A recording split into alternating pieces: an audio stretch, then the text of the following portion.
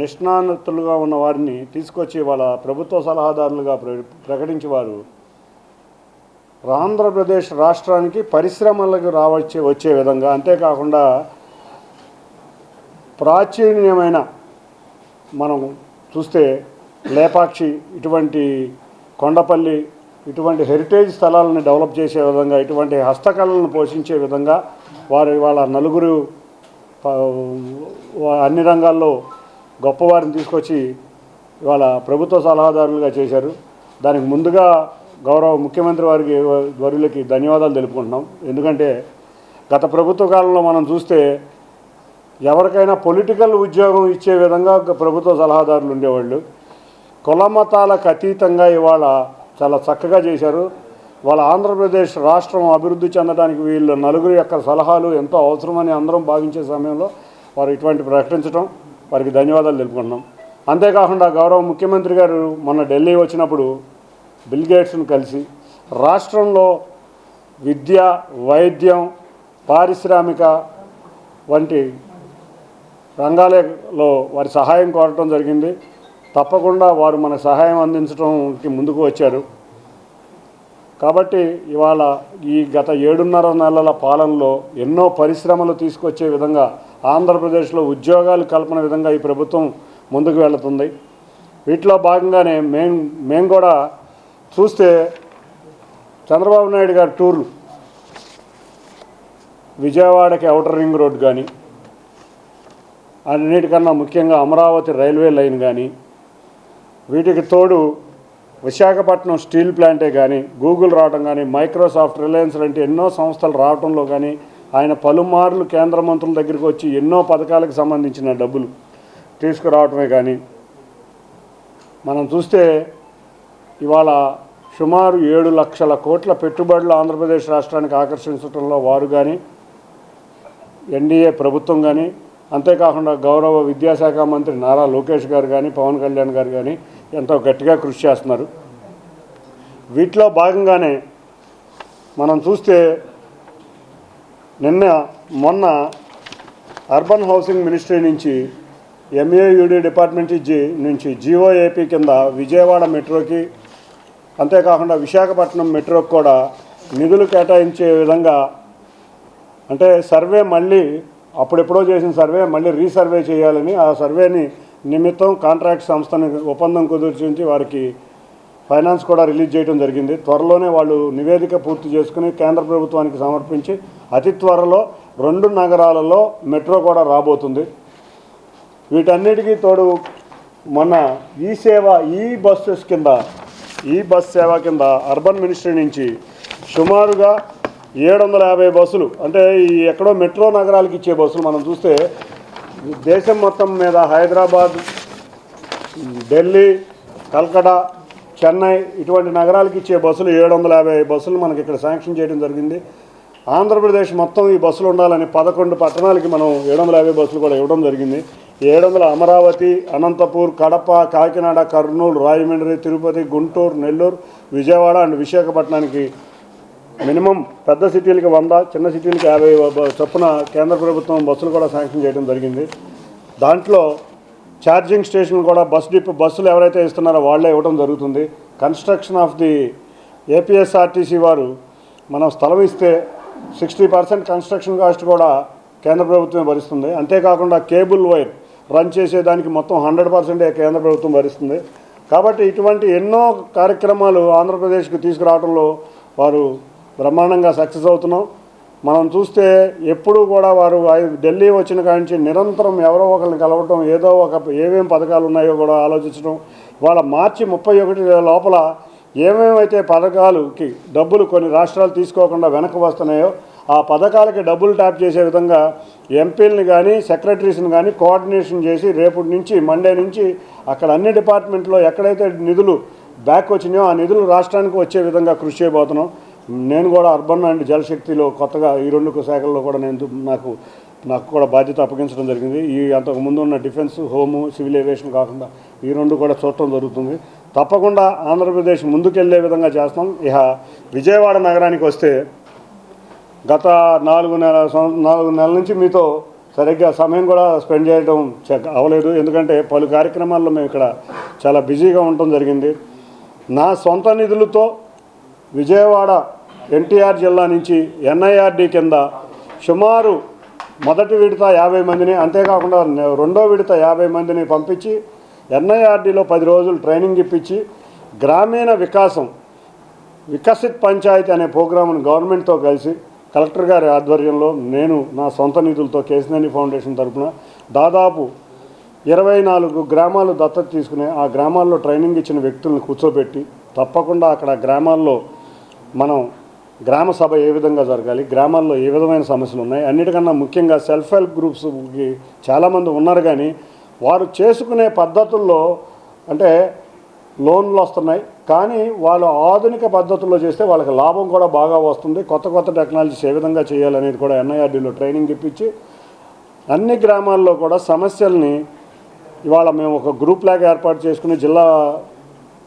Administration అందరూ కూడా ఒక గ్రూప్ కింద ఏర్పాటు చేసుకుని వాళ్ళ ద్వారా జిల్లా సమస్యలే కాకుండా కేంద్ర రాష్ట్ర ప్రభుత్వాలు ఏ నిధులు ఇస్తున్నాయో, ఎటువంటి హామీ పథకాలు ఉన్నాయో ఇవన్నీ కూడా ఎడ్యుకేట్ చేసే ప్రోగ్రాం పెట్టుకున్నాం. 4 గ్రామీణ నియోజకవర్గాల్లో కూడా సుమారు 32 మంది ప్రతినిత్యం పనిచేస్తున్నారు. అంతేకాకుండా అన్నిటికన్నా ముఖ్యంగా ఇవాళ సెల్ఫ్ హెల్ప్ గ్రూప్సే కాకుండా యువకులు కూడా చాలామంది ఖాళీ ఉన్నారు.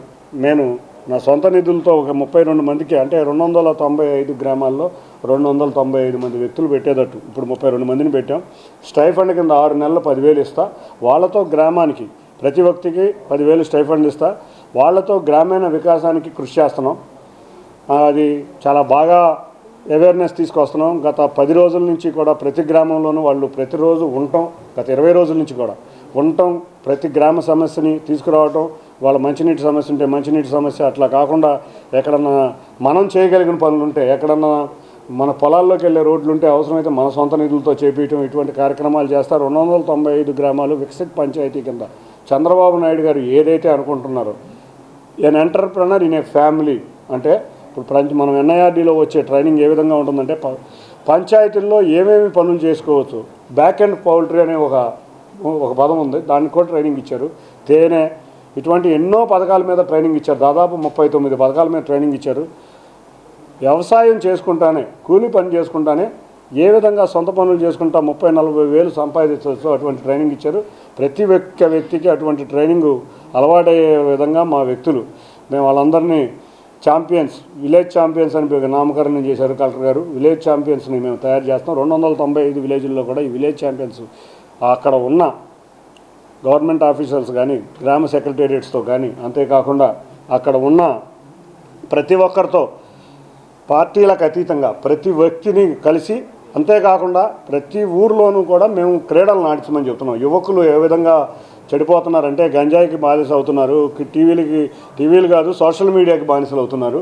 ఇటువంటి వ్యక్తులందరినీ లైన్లో తీసుకురావాలంటే ముఖ్యంగా క్రికెట్ అనేది వాళ్ళ దేశంలో ఒక పెద్ద ఆటగా ఉంది. ప్రతి చోట క్రికెట్ ఆడతా, ప్రతి చోట కిట్లు కూడా మా కేసినేని ఫౌండేషన్ తరఫునే అక్కడ యువకులు ఉన్న ప్రతి గ్రామంలోనూ సుమారు గ్రామాల్లో కానీ వార్డుల్లో కానీ 700 కిట్లు కూడా రాబోయే 4-5 నెలల్లో పంపిణీ చేసి క్రీడలు ఆకర్షించే విధంగా యువకులను తీసుకుని వెళ్ళి వాళ్ళ కాళ్ళ మీద వాళ్ళు నిలబడేటట్టు, వాళ్ళు సొంతగా ఏదైనా పనులు చేసుకుంటా వెళ్ళేటట్టు కార్యక్రమం రూపొందించుకున్నాం. రాబోయే 6 నెలల్లో సుమారు మేము 100 గ్రామాలు టార్గెట్ పెట్టుకున్నాం. 100 గ్రామాలే కాకుండా మీరు చూస్తే విజయవాడ నగరంలో, విజయవాడ పశ్చిమ నియోజకవర్గంలో, అంతేకాకుండా తిరువూరు పట్టణంలో కూడా మేము ఇదే గ్రూపుల్ని ఎక్కడికక్కడ అవేర్నెస్ చేసి అన్ని వార్డుల్లోనూ తిప్పడం జరిగింది. ఎందుకంటే ఇవాళ పిఎంఈజీపీలో కానీ, ఎంఎస్ఎంఈ కానీ ఇటువంటి ప్రోగ్రాముల ద్వారా వాళ్ళకి లోన్లు ఇప్పించి సర్వీస్ ఇండస్ట్రీ, ఎంఎస్ఎంఈ అంటే మనం ఏం పెద్ద ఇండస్ట్రీ పెట్టాల్సింది లేదు. 2 లక్షలు 3 లక్షల లోన్లు కూడా పిఎంఈజీపీ కింద ఉన్నాయి. అటువంటి లోన్లు మీరు ఆటో కొనుక్కోవడానికి లోన్ ఉంది, లేకపోతే ఒక బ్యూటీ పార్లర్ పెట్టుకోవడానికి లోన్ ఉంది, లేకపోతే ఒక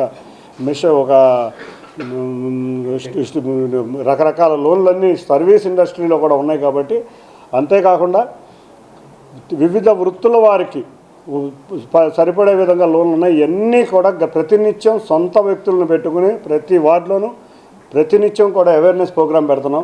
ఈ అవేర్నెస్ ప్రోగ్రాం విజయవాడ సిటీ మొత్తం కూడా కండక్ట్ చేయడానికి ఇంకొక సుమారు మేము ఒక 5-6 నెలలు పట్టుద్ది అనుకుంటున్నాం. ఈ 5-6 నెలల్లో మేము కలెక్టర్ గారు, గవర్నమెంట్ ఆఫీసర్స్తో సహకారంతో ప్రతి ఒక్కళ్ళు కూడా ఏదో విధంగా ఒక అవేర్నెస్ క్రియేట్ చేసి వాళ్ళు పనిచేసే విధంగా విజయవాడ నగరంలో నిరుద్యోగులు అనే వ్యక్తులకి జాబ్ మేళాలు అవ్వచ్చు, ఇటువంటివి ఫౌండేషన్ వల్ల ఇటువంటివి ట్రైనింగ్లు కావచ్చు, ఇవన్నీ చేసుకుంటా మేము అవేర్నెస్సే కాదు, ఆఖరికి స్కిల్ డెవలప్మెంట్ ప్రోగ్రామ్స్కి ఎక్కడైతే మేము సొంతగా పెట్టుకుంటాం అంటున్నారో వాళ్ళందరినీ స్కిల్ డెవలప్మెంట్ ప్రోగ్రామ్స్కి పంపిస్తున్నాం. ఎందుకంటే ఇవాళ రేపు ఏదో అవేర్నెస్ వచ్చిందంటే ట్రైనింగ్ లేకపోతే ఇబ్బంది అవుతుంది కాబట్టి ఆ స్కిల్ డెవలప్మెంట్ ప్రోగ్రామ్తో పాటు ప్రతి వార్డులోనూ సుమారు ప్రతి బ్యాచ్లోనూ 200 మంది ప్రతి నెల ఉండేటట్టు నెల రోజుల ప్రోగ్రాం కలెక్టర్ గారు కూడా రూపొందించడం జరిగింది. అందరూ ఒక నెల రోజుల ప్రోగ్రాం ఇచ్చి ఆ తర్వాత లోన్లకు పంపించి ప్రతి ఒక్క వ్యక్తి కూడా ఇక్కడ తన సొంత కాళ్ళ మీద తను నిలబడాలి. చంద్రబాబు నాయుడు గారు చెప్పినట్టు ఈయన ఎంటర్ప్రెనర్, ఈయన ఫ్యామిలీ అనే పదానికి అర్థం తెచ్చే విధంగా కృషి చేస్తున్నాం విజయవాడ నగరంలో. అంతేకాకుండా పలు సమస్యల మీద లోక్సభలో నేను విజయవాడకే సంబంధించినవే కాకుండా పలు సమస్యల మీద లోక్సభలో ప్రస్తావించడం జరుగుతుంది. అంతేకాకుండా విజయవాడలో నగరంలో ఉన్న ఇండస్ట్రీ డెవలప్ అవ్వాలని ఇప్పటికి 5 మీటింగ్లు ఎంఎస్ఎంఈ విజయవాడ ఎంఎస్ఎంఈ వారితో మీటింగ్లు ఏర్పాటు చేయడం జరిగింది. అంతేకాకుండా మొన్న ఈ మధ్య కూడా సతీష్ రెడ్డి గారిని తీసుకొచ్చి డిఫెన్స్కి సంబంధించి వాళ్ళ ఇండియాలో బాగా పెరిగే ఒకనొక ఇండస్ట్రీ వాళ్ళ డిఫెన్స్ ఇండస్ట్రీ ఇప్పటికే 61% ఇండియనైజ్ అయింది. గౌరవ ప్రధాని నరేంద్ర మోడీ గారు 92% ఇండియనైజ్ అవ్వాలంటున్నారు. చాలా అవకాశాలు ఎక్కువ ఉన్నాయి కాబట్టి ఇవాళ విజయవాడలో ఉన్న చాలా పరిశ్రమలు మెకానికల్ పరిశ్రమలు డిఫెన్స్కి కోరిలేట్ అవుతాయి కాబట్టి ఆయనతో కూడా ఒక సమావేశం ఏర్పాటు చేసే వాళ్ళ పారిశ్రామికవేత్తలకి అందరికీ కూడా వారి సలహాలు సూచనలు ఇవ్వడం జరిగింది. అంతేకాకుండా గౌరవ ముఖ్యమంత్రి గారి దగ్గర తీసుకెళ్ళగానే వారికి కూడా ఆయన ప్రకటన చేయటం, అది విజయవాడకి కాకుండా ఆంధ్రప్రదేశ్ మొత్తానికి కూడా ఒక డిఫెన్స్ ఇండస్ట్రీ ఇక్కడికి రావడానికి మంచి అవకాశంగా ఉంటుంది. అంతేకాకుండా ఇస్రే సోమనాథ్ గారిని కూడా తీసుకెళ్ళడం జరిగింది. వారు ఇటువంటి వ్యక్తులు అందరూ కూడా సుచిత్ర ఎల్లా గారు కానీ ఇటువంటి వ్యక్తులందరూ కూడా వాళ్ళ ఆంధ్రప్రదేశ్లో ఉన్న పారిశ్రామిక అభివృద్ధిని ముందుకు తీసుకెళ్లే విధంగా ఉంటుంది. కాబట్టి ఇటువంటివే కాకుండా ఈ ఆటోనగర్ సమస్యలు నిజంగా చూస్తే దేశంలో ఏ ఇండస్ట్రీకి కూడా ఇంత తక్కువ స్థలం లేదు. 305 ఎకరాలు 305 ఎకరాల్లో 1,00,000 మంది కార్మికులు పనిచేస్తున్నారు ఎంఎస్ఎంఈలో కానీ ఆటోనగర్ ఇండస్ట్రీ కానీ. అది కూడా గౌరవ ముఖ్యమంత్రి నారా చంద్రబాబు నాయుడు గారి దృష్టికి తీసుకెళ్ళడం జరిగింది. సార్ 305 ఎకరాల్లో ఎక్కడ చూసినా సరే, మీరు హైదరాబాద్లో ఎక్కడ చూసినా సరే ఒక 1000 ఎకరాల్లో 30,000 40,000 మంది పనిచేస్తారండి. 305 ఎకరాల్లో 8 నియోజకవర్గాల నుంచి ఇక్కడ వచ్చి పనిచేస్తున్నారు కార్మికులందరూ. వాళ్ళకు కొంచెం బాగా ఇబ్బందుల్లో ఉన్నానన్నాం. వెంటనే వారు సిఆర్డీఏ కమిషనర్ గారికి కూడా ఏమేమి రోడ్లు కానీ ఇటువంటి ఏమేమి మౌలిక సదుపాయాలు ఇవ్వాలో సూచనలు ఇవ్వటం జరిగింది. కాబట్టి వీటన్నిటికన్నా ముఖ్యంగా నేషనల్ హైవేస్, విజయవాడ ట్రాఫిక్ మనం అదృష్టం కొద్దీ 6.3 కిలోమీటర్ల ఫ్లైఓవర్ ఫస్ట్ మీటింగ్లోనే ఒప్పుకోవడం జరిగింది. కానీ మెట్రో రావడం వల్ల కొంచెం డిలే ఏర్పడి మెట్రో కింద రోడ్డు పైన మెట్రో వెళ్ళాలని మెట్రో యొక్క డిపిఆర్ కోసం వెయిట్ చేయడం జరుగుతుంది. లేకపోతే ఈ పాటికి అక్కడ వర్కులు మొదలయ్యాయి. మెడికల్ కాలేజీ నుంచి నిడమానూరు వరకు రోడ్డు మొదలయ్యేది. వీటన్నిటికన్నా ముఖ్యంగా రైల్వే, విజయవాడ నగరం మొత్తం కూడా అన్ని రైల్వే ట్రాక్లు నిండిపోయి ఉండటం వల్ల డ్రైనేజ్ కాడి నుంచి విజయవాడ ప్రజల యొక్క నగర జీవితం అంతా కూడా రైల్వేల మీద ఆధారపడిపోయి ఉంది. విజయవాడ ముఖ్యంగా పశ్చిమ నియోజకవర్గం కానీ సెంట్రల్ నియోజకవర్గంలో కానీ రైల్వే వారికి కూడా ప్రతినిత్యం నేను ఆర్ఓబీల గురించి కానీ ఆర్యూబీల గురించి కానీ, అంతేకాకుండా విజయవాడ రైల్వే స్టేషన్ ఎప్పుడో మోడర్నైజేషన్ అవ్వాలి. ఎందుకంటే అమృత్ భారత్ స్కీమ్ కింద సెలెక్ట్ అయిన ఏకైక మొట్టమొదటి స్టేషన్ విజయవాడ రైల్వే స్టేషను. దానికి నిధులు మంజూరు గత ప్రభుత్వం పట్టించుకోకపోవడం వల్ల డిలే జరిగింది. మేము ప్రతినిత్యం దాన్ని మోడర్నైజేషన్ చేయటమే కాకుండా మనకి శాటిలైట్ స్టేషన్లు గొందల్లో కానీ రాయనపాడులో కానీ వస్తున్నాయి. అది కూడా సరిపోదు కాబట్టి ఇంకొక శాటిలైట్ స్టేషన్ కూడా అడగడం జరుగుతుంది. ఇటువంటి సమస్యలను దృష్టిలో పెట్టుకుని విజయవాడ నగరమే కాదు ఆంధ్రప్రదేశ్ మొత్తం మీద ప్రభుత్వం కానీ మేము ప్రజాప్రతినిధులు కాదు ప్రతినిత్యం కూడా అదే సమస్యల మీద పోరాడుతున్నాం. తప్పకుండా ఇది ఒక మంచి ప్రభుత్వం. ప్రజల సమస్యలను పరిష్కరించడంలో మేము ముందుంటాం. మొన్న కూడా ఎమ్మెల్సీ ఎలక్షన్ అప్పుడు ఒకటే చెప్పాం, పోరాటమా పరిష్కారమా అని. పోరాటం ఎప్పుడో చేయొచ్చు కానీ పరిష్కారం అనేది ఇంపార్టెంట్. కాబట్టి ఈ పరిష్కరించడంలో ఎటువంటి సూచనలు మీ దగ్గర నుంచి వచ్చినా నిరంతరం మా ఆఫీస్లో ఒక సెల్ కూడా పెట్టాం. తప్పకుండా సూచనలు సలహాలు సేకరిస్తాం. కాబట్టి మీరందరూ కూడా విజయవాడని కానీ ఎన్టీఆర్ జిల్లాను కానీ అంతేకాకుండా ఆంధ్రప్రదేశ్ని కానీ ముందుకు తీసుకెళ్లడంలో అందరూ సహకరించాలని కోరుకుంటూ మరొక్కసారి రేపు రాబోయే కాలంలో అమరావతి రాజధాని, ఈ అమరావతి రాజధానిలో ముఖ్య భాగం విజయవాడ, ముఖద్వారం విజయవాడ. ఈ విజయవాడ చాలా అందంగా ఉండాలి. కాబట్టి విజయవాడ డ్రైనేజ్ కానీ సీవేజ్ కానీ రోడ్లు కానీ చాలా అందంగా కూడా ఉండాలి. కాబట్టి వీటి మీద దృష్టి పెట్టాం. అన్నిటికన్నా ముఖ్యంగా క్రీడ, అన్ని స్టేడియంలు కూడా ఇవాళ ఇందిరాగాంధీ మున్సిపల్ స్టేడియం కూడా మనం ఇవాళ కేంద్ర ప్రభుత్వాన్ని నిధులు అడగడం జరిగింది. విజయవాడలో ఉన్న అన్ని స్టేడియంలు డెవలప్ అయ్యే విధంగా సిఎస్ఆర్ యాక్టివిటీల ద్వారాన నిధులు తీసుకొద్దామని చూస్తున్నాం. కొన్ని చోట్ల సిఎస్ఆర్ యాక్టివిటీ ద్వారా స్వయం సెల్ఫ్ హెల్ప్ గ్రూప్స్తో 4 నియోజకవర్గాల్లో కూడా ఎక్కడైతే మహిళలకు బాగా ఇబ్బందికరం ఉన్నాయో 100 శానిటరీ నాప్కిన్ వెండింగ్ మిషన్సే కాకుండా 4 శానిటరీ మేకింగ్ మిషన్స్ కూడా తీసుకురాబోతున్నాం. రేపు ఏప్రిల్లో 4 నియోజకవర్గాల్లో ఎక్కడైతే రూరల్ గ్రామాల్లో బాగా మహిళలు ఇబ్బంది పడుతున్నారో ఇటువంటివి కూడా చేయబోతున్నాం. మొత్తం అన్ని యూపీలు పిహెచ్లు కూడా డిపిఆర్ రెడీ చేయించుకున్నాం. మొన్న 12,40,00,000 ఇన్ఫ్రాస్ట్రక్చర్ కానీ హాస్పిటల్ ఫెసిలిటీస్ కానీ ఉండబోతున్నాయి. దివీస్ వారికి దాన్ని అందించడం జరిగింది. త్వరలో వారి సహకారం తీసుకుని అన్ని ఎన్టీఆర్ జిల్లాలో ఉన్న అన్ని పిహెచ్లు ఆధునీకరించి అంటే ఉన్న ఫెసిలిటీస్ని మెరుగుపరుస్తాం. ఇటువంటి ఎన్నో కార్యక్రమాలు సిఎస్ఆర్ ద్వారాలో కానీ ఎన్జిఓల ద్వారా కానీ ప్రభుత్వం మీద ఆధారపడకుండా మిగతా కార్యక్రమాలు చేయడానికి మేము అందరం కూడా ప్రజాప్రతినిధుల ముందు ఉంటాం. ఎటువంటి సమస్య వచ్చినా మా దృష్టికి తీసుకురావాలి. మీరు కూడా మాకు సహాయ సహకారాలు ఉంచాలని తెలియజేసుకుంటూ అందరికీ ధన్యవాదాలు.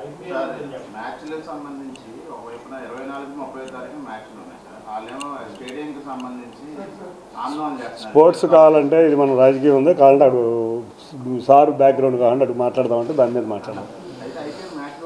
సరే, ఐపీఎల్ మ్యాచ్లు నేను చంద్రబాబు నాయుడు గారు లోకేష్ గారి ఆశీస్సులతో ఆంధ్ర క్రికెట్ అసోసియేషన్ అధ్యక్షుడిని కూడా అయ్యాను. అయిన అవకాశాన్ని సద్వినియోగం చేసుకుంటా. గత ప్రభుత్వ కాలంలో ఎలక్షన్స్ వల్ల మనకు 2 మ్యాచ్లు వైజాగ్ వచ్చినాయి. మనం ఈసారి కూడా వైజాగ్ మ్యాచ్లు ఇవ్వాలని కోరితే వైజాగ్ స్టేడియం చాలా బాగోలేదు. అసలు ప్లేయర్ రెస్ట్ రూమ్స్ కూడా చాలా చండాలంగా ఉన్నాయి, మేము ఇవ్వలేమని ఢిల్లీ క్యాపిటల్స్ వాళ్ళు అన్నారు. అప్పుడు నారా లోకేష్ గారితో కూడా జిఎంఆర్ అధిపతులతో మాట్లాడించి ఇవాళ స్టేడియంలో వాళ్ళు ఒకటే కోరారు, స్టేడియంని రెనోవేట్ చేయండి కాబట్టి మేము మ్యాచ్లు ఇస్తామన్నారు. మాకు అదొక టఫ్ ఛాలెంజ్ అయింది. డిసెంబర్ 20వ తారీఖు వాళ్ళు ఇస్తాము కానీ స్టేడియం రెనోవేట్ చేయమన్నారు. కానీ క్రిస్మస్ సంక్రాంతి వల్ల మేము జనవరి 20 దాకా కూడా పనులు మొదలు పెట్టలేకపోయాం. టెండర్ ప్రాసెస్ ఇట్లన్నిటి వల్ల సుమారు 8 నెలలు పట్టే కార్యక్రమాలని 1.5 నెలలో జనవరి 20 నుంచి మొదలుపెట్టి మార్చి 10వ తారీఖు కల్లా మేము స్టేడియం మొత్తం రెనోవేట్ చేసాం. 34 డ్రెస్సింగ్ రూమ్లు ఏర్పాటు చేసాం. అంతేకాకుండా మీరు చూస్తే అంతకుముందు హాలోజన్ లైట్లు ఉండేవి, మొత్తం ఎల్ఈడి లైట్లు మార్చాం. గ్రౌండ్ కూడా చాలా అద్భుతంగా తయారైంది. మీరు చూస్తే అంతకుముందు ప్రెస్ వారికి రూములు సరిగ్గా ఉండే కాదు, ప్రెస్ గ్యాలరీ బ్రహ్మాండంగా చేసాం. టాయిలెట్లు కూడా ఉండే కాదు. స్టేడియంలో ఉన్న టాయిలెట్లు అన్నీ కూడా మొత్తం 53 టాయిలెట్లు ఉండేవి, మొత్తం 327 టాయిలెట్లు చేసాం. ముఖ్యంగా అన్ని టాయిలెట్లను పగిలిపెట్టి హైజెనిక్గా చేసాం. మహిళా టాయిలెట్లు అయితే నిజంగా చూస్తే ఒరిస్సా ప్రాంతం ఉండేది, అంత దగ్గరగా ఉండేది, దాన్ని బాగు చేసాం. నిన్న ప్లేయర్లు అందరూ ఢిల్లీ క్యాపిటల్స్ నుంచి వచ్చి మన వెంకటపతిరాజు లాంటి వ్యక్తులందరూ డ్రెస్సింగ్ రూమ్లు చూసి ఇండియాలో ది బెస్ట్ డ్రెస్సింగ్ రూమ్ ఇక్కడ మీరు ఏర్పాటు చేశారు, 2 నెలల్లో మీరు ఏర్పాటు చేశారంటే మీ యొక్క అసోసియేషన్ యొక్క ఏ విధంగా ఉన్నారని అప్రిషియేట్ జరుగుతుంది. నిజంగా ఢిల్లీ క్యాపిటల్స్ టీం వాళ్ళు కూడా ఒక 10 రోజుల బ్యాక్ ఇన్స్పెక్షన్ టీం పెట్టినప్పుడు వారందరూ వచ్చి స్టేడియం ఈ విధంగా అయిందా అని చాలా ఆశ్చర్యం వ్యక్తం చేశారు. కాబట్టి మీరందరూ కూడా ఒక్కసారి స్టేడియంకి రండి. ఇంకా ఎలివేషన్ పనులు మిగిలి ఉన్నాయి. 2 మ్యాచ్లు అవ్వగానే అది కూడా 5 రోజుల్లో అయిపోతాయి. కానీ వాళ్ళ సెక్యూరిటీ ప్రాబ్లమ్స్ వల్ల ఎలివేషన్ పనులు ఆపాం. ఎలివేషన్ కూడా మీరు చూస్తే ఎక్కడో ఏ స్టేడియంకి లేని విధంగా ఒక షాపింగ్ మాల్ చూస్తుంటేనో ఎక్కడ హైదరాబాద్లోనో లేకపోతే ఢిల్లీలో ఉన్న షాపింగ్ మాల్ ఏ విధంగా ఉందో అంత అందంగా ఢిల్లీ స్టేడియం రెడీ అయింది. ఢిల్లీలో ఉన్న షాపింగ్ మాల్ లాగా స్టేడియం రెడీ అయింది. చక్కగా చూస్తే ప్రేక్షకులందరికీ వినోదం కలిగించే విధంగా. అంతేకాకుండా ముఖ్యంగా మీడియా వారు నాకు 3,500 లుమినస్ ఇది కావాలంటే మాకు చూస్తే మా ఫ్లడ్ లైట్లు 4,300 వచ్చినాయి. అసలు దాన్ని చూసి ఎవరైతే అఫీషియల్ స్పాన్సర్ ఉన్నారో మా 4K బ్రహ్మాండంగా ఇక్కడ వర్కౌట్ అవుద్దన్నారు. చాలా బాగా ఉంది స్టేడియం. అందరూ ఆల్రెడీ వైజాగ్లో ఉన్న మీడియా ప్రతినిధులతో షేర్ చేయడం జరిగింది.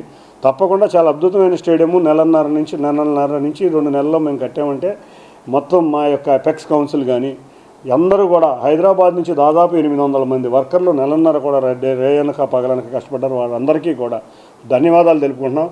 రేపు రాబోయే కాలంలో అమరావతిలో కట్టబోయే స్పోర్ట్స్ సిటీ కూడా అదే విధంగా ఉండబోతుంది. స్పోర్ట్స్ సిటీ కానీ స్పోర్ట్స్ యూనివర్సిటీ కానీ అమరావతిలో పెట్టబోయే క్రికెట్ స్టేడియం కూడా అంత త్వరగా పూర్తి చేసి 2.5 సంవత్సరాల్లో పూర్తి చేసి నేషనల్ గేమ్స్ కానీ ఇటువంటి అన్ని క్రీడలు కూడా ఆంధ్రప్రదేశ్కి వచ్చే విధంగా కృషి చేస్తాం. అంతేకాకుండా మేము విజయనగరంలో క్రికెట్ అకాడమీ పెట్టబోతున్నాం. అంతేకాకుండా మూలపాడులో కూడా ఒక క్రికెట్ అకాడమీ పెట్టబోతున్నాం. సుమారు 20 నియోజకవర్గాల్లో ఎక్కడైతే రూరల్ నియోజకవర్గాలు ఉన్నాయో అరకు ఇటువంటి అన్ని చోట్ల, ఇటువంటి గంగాధర్ నెల్లూరు ఇటువంటి చోట్ల 20 క్రికెట్ గ్రౌండ్స్ పెట్టబోతున్నాం. ఎందుకంటే మేము మాదొకటే మా యొక్క tag line clean cricket, rural cricket. ఎందుకంటే రూరల్లో సదుపాయాలు లేవు. ఈ సంవత్సర కాలంలో 20-25 గ్రౌండ్సే కాకుండా రేపు రాబోయే సంవత్సర కాలంలో ఈ మూడు సంవత్సరాల కాలంలో ప్రతి సంవత్సరానికి 25-30 గ్రౌండ్లు ఎక్కడైతే ఫెసిలిటీస్ లేవో అక్కడ పెట్టి క్రికెట్ని ఆంధ్రప్రదేశ్ ముందుండే విధంగా, ఐపీఎల్లో మరింత మంది ప్లేయర్లు ఆడే విధంగా అంతేకాకుండా క్రీడల వల్ల వాళ్ళ తల్లిదండ్రులకు ఇదివరకు ఒక అపోహ ఉండేది, క్రీడలు ఆడుకుంటే చదువుకునేవాడు అనేది కాదు. మేము అకాడమీస్లో కూడా ఎడ్యుకేషన్ కూడా అక్కడే పెడతాం, ట్రైనింగ్ ఇచ్చే దగ్గర కూడా ఎడ్యుకేషన్ పెడతాం. స్పోర్ట్స్ యూనివర్సిటీ ఉందంటే క్రీడాకారులను తయారు చేయటమే కాదు, మనం చూసుకుంటే ఎక్కడా ఇండియాలో కోచెస్ సరిగ్గా లేరు, ఎక్కడా సపోర్ట్ స్టాఫ్ లేరు, ఎక్కడా కూడా ఫిజియోథెరపిస్ట్ లేరు. ఇవన్నీ కలయికే స్పోర్ట్స్ యూనివర్సిటీ. ఎక్కడా కూడా స్పోర్ట్స్ సిటీలో ఉన్న ప్రతి స్టేడియం 365 రోజులు పనిచేసే విధంగా గౌరవ ముఖ్యమంత్రి నారా చంద్రబాబు నాయుడు గారు, లోకేష్ గారి ఆధ్వర్యంలో మంచి ప్రణాళిక రూపొందించారు. ఆ ప్రణాళిక ప్రకారం రేపు రాబోయే 2.5 సంవత్సరాల్లో వచ్చేది వీటిలో అన్నీ బ్రహ్మాండంగా తయారు చేయబోతున్నాం.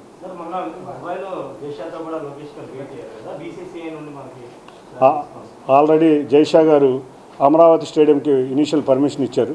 ఎందుకంటే ఇవాళ క్రికెట్ అనేది ఒక అటానమస్, ఇది బీసీసీఐ కంట్రోల్లో ఉంటుంది. ఎక్కడ ఏ స్టేడియం కట్టాలన్నా బీసీసీఐ పర్మిషన్ పెట్టాలి. ఆంధ్ర క్రికెట్ అసోసియేషన్లో కూడా మేము కూడా బీసీసీఐలో మెంబర్లం. మేము ఆల్రెడీ అంతకుముందు జైషా గారికి చెప్తే మా దగ్గర ఒప్పుకున్నారు. కానీ గౌరవ మంత్రివర్యులు నారా లోకేష్ గారు తీసుకువెళ్తే వెంటనే బాగా చేద్దాం, ఇమీడియట్గా రిలీజ్ చేస్తానని చెప్పి వారు చెప్పారు. కాబట్టి త్వరలో మరొక అంతర్జాతీయ స్టేడియం వైజాగ్తో పాటు ఇంకొక అంతర్జాతీయ స్టేడియం ఆంధ్రప్రదేశ్కి రాబోతుంది.